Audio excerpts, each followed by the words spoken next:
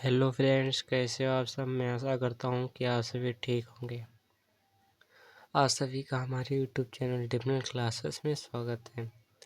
आज की इस वीडियो में आप सभी को यूरोप में राष्ट्रवाद का उदय के बाद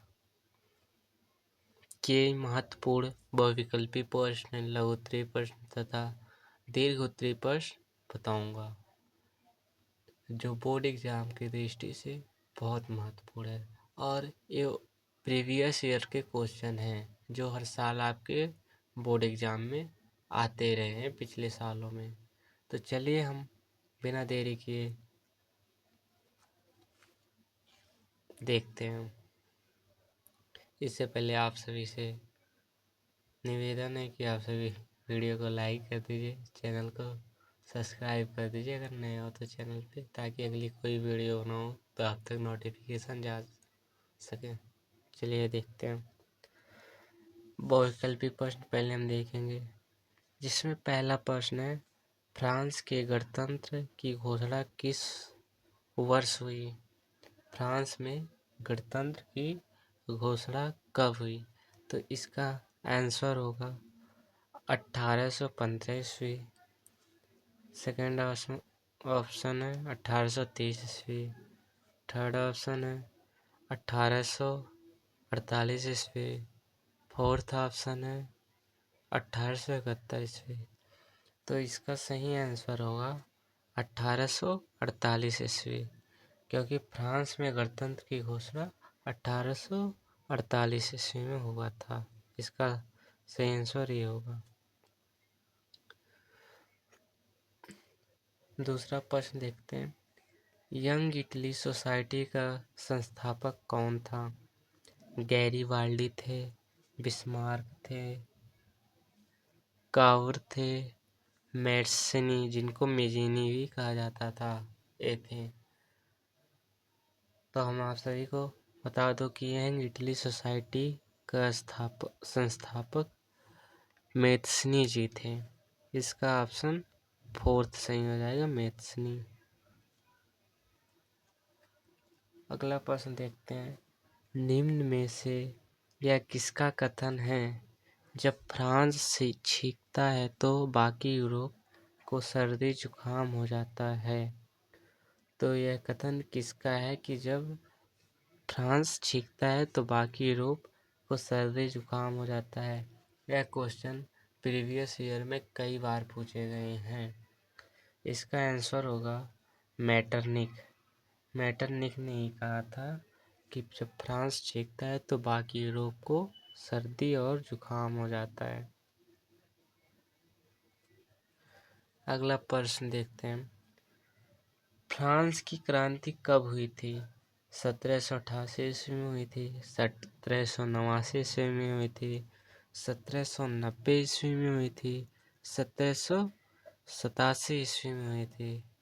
तो इसका सही आंसर होगा, फ्रांस की क्रांति कब हुई थी? तो 1789 ईस्वी में हुई थी। अगला प्रश्न देखते हैं, राष्ट्रवाद का प्रारंभ सर्वप्रथम किस देश से हुआ? जर्मनी से हुआ, इटली से हुआ, फ्रांस से हुआ, इंग्लैंड से हुआ?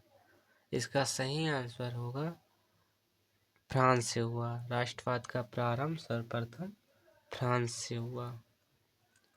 जर्मनी के एकीकरण में मुख्य भूमिका किसकी थी?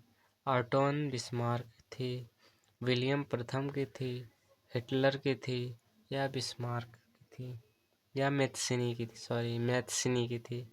तो इसका आंसर हो जाएगा ऑप्शन का ऑटोन बिस्मार्क। जर्मनी एकीकरण में मुख्य भूमिका निभाई थी इन्होंने, ऑटोन बिस्मार्क। नेपोलियन का संबंध किस देश से था? जर्मनी से था, इटली से था, फ्रांस से था, कि इंग्लैंड से था? नेपोलियन का संबंध फ्रांस से था। इसका आंसर हो जाएगा फ्रांस।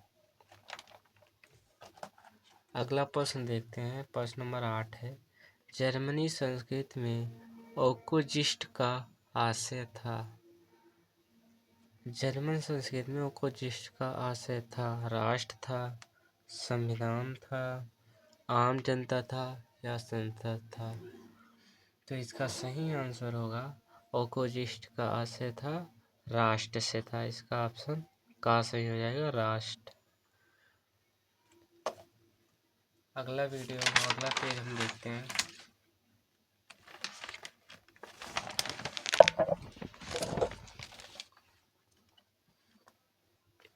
नौवां प्रश्न है हमारा, जिउसे मैथ्नी द्वारा गुप्त संगठन था, स्थापित गुप्त संगठन था। जिउसे मैथ्नी जी कौन सा गुप्त संगठन बनाया था? तो इसका आंसर हो जाएगा एंग इटली। एंग इटली नामक एक इन्होंने गुप्त संगठन बनाया था। नेपोलियन की पराजय कब हुई थी? 1814 ईस्वी में हुई थी, 1815 ईस्वी में हुई थी, 1816 ईस्वी में हुई थी कि 1817 ईस्वी में हुई थी? तो नेपोलियन का पराजय 1815 ईस्वी में हुई थी। अगला प्रश्न देखते हैं, निम्नलिखित में से किसे 1871 में जर्मनी का सम्राट घोषित किया गया? विलियम प्रथम को, फ्रेडरिक विलियम प्रथम को, कि विलियम द्वितीय को, फ्रेडरिक विलियम चतुर्थ को? तो 1871 में जर्मनी का सम्राट विलियम प्रथम को घोषित किया गया था। इसका सही ऑप्शन हो जाएगा का, विलियम प्रथम। 1789 में फ्रांस किस प्रकार का राज्य था? असीमित राजतंत्र, सीमित राजतंत्र, प्रजातंत्र, गणतंत्र? तो इसका सही ऑप्शन हो जाएगा कि सीमित राजतंत्र। 1789 में फ्रांस एक सीमित राजतंत्र था। उदारवाद से क्या तात्पर्य है? निजी संपत्ति का अभाव, राज्य द्वारा आर्थिक गतिविधियों पर पाबंदी, व्यक्ति को स्वतंत्रता तथा कानून के समक्ष समानता, कुछ लोगों के हाथ में शासन की शक्ति। तो इसका सही ऑप्शन गा होगा, व्यक्ति को स्वतंत्रता तथा कानून के समक्ष समानता। उदारवादी से यही तात्पर्य है। अगला प्रश्न देखते हैं, वियना संधि कब हुई थी?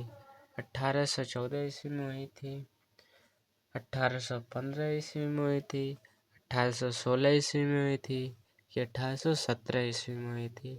तो इसका सही ऑप्शन होगा खा, 1815 ईस्वी में हुई थी वियना संधि। निम्नलिखित में से कौन सा 1804 के नेपोलियन कोड में नहीं जोड़ा गया? जन्म से प्राप्त विशेषाधिकार, समानता व्यवस्था का अंत, संपत्ति का अधिकार, कानून के समक्ष समानता?